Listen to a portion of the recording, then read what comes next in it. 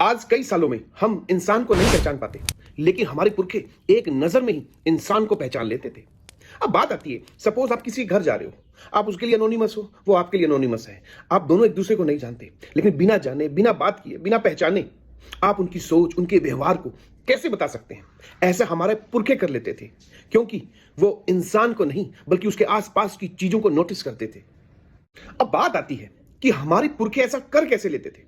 देखिए, सबसे जो इंपॉर्टेंट चीज है वो है हमारी आसपास की वेजिटेशन, क्योंकि जैसी वेजिटेशन होगी, जैसी आसपास की वनस्पति होगी, वैसे ही हम होंगे, वैसा ही हमारा पहनावा होगा, वैसा ही हमारी लैंग्वेज होगी और वैसी ही हमारी सोच होगी। आप कभी भी एक चीज नोट करना, पंजाब के किसी एरिया में जाना, आपको पंजाब में ट्री कैसे दिखेंगे? जो पेड़ पौधे हैं आपको दिखेगा, जो पेड़ पौधे हैं लंबे हैं, मोटे हैं, ताजे हैं, उनका जो तना है वो काफी मोटा है। तो ऐसे ही आपको यहाँ के लोग मिलेंगे। हरियाली, अगर आप नेचर को समझेंगे तो लोगों का विचार, लोगों का ओरा भी आपको वैसे मिलेगा। वहीं आप हरियाणा की तरफ जाइए, या हरियाणा और राजस्थान के बॉर्डर की बात करूं, आप वहां पे देखिए, वहां की जो वेजिटेशन है, वहां के जो पेड़ पौधे हैं, वो थोड़े आपको उनके जो है वो लंबे मिलेंगे, उनके तने आपको पतले मिलेंगे, और वहां के लोग भी आपको देखो ऐसे ही मिलेंगे। अब आप बोलोगे सर ये कैसे? और आप उनकी लैंग्वेज ही देख लीजिए। पंजाब की जो लैंग्वेज है और हरियाणा की लैंग्वेज में टोटल डिफरेंट है। हरियाणा की जो लैंग्वेज है वो खड़ी है। अब बात आती है, सर ऐसा क्यों?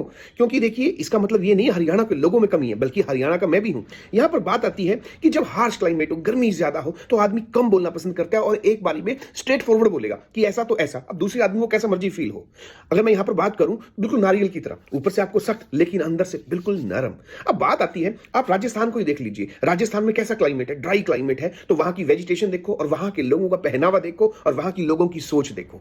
नेचुरली मारवाड़ इलाका वहीं से निकला, बड़े बड़े बिजनेसमैन वहां से आए। गुजरात को देखो, ऐसे ही आपको सब रीजन में मिलेंगे। तो सबसे बड़ी जो इंपॉर्टेंट चीज है वो है हमारी वेजिटेशन। आप किसी के भी घर जा रहे हैं तो आप उनके पेड़ पौधों को देखना, आप देखना उनके प्लांट जो गमले में लगे हुए हैं, उनकी वाइब्स को पकड़ना, क्योंकि जैसे अंदर उनके रहने वाले लोग होंगे, ठीक वैसे ही उन पेड़ पौधों का रवैया मिलेगा, उनकी वाइब्स आएगी। आपको पता चल जाएगा कि अंदर किस टाइप के, किस मिजाज के लोग रहते हैं। वाकई हमारे पुरखे कितने खतरनाक थे। जो बीच वाले आपको पॉइंट मेरे सुने होंगे, उससे आप पूरा जज करना सीख जाओगे किसी भी आदमी को सोचने का तरीका।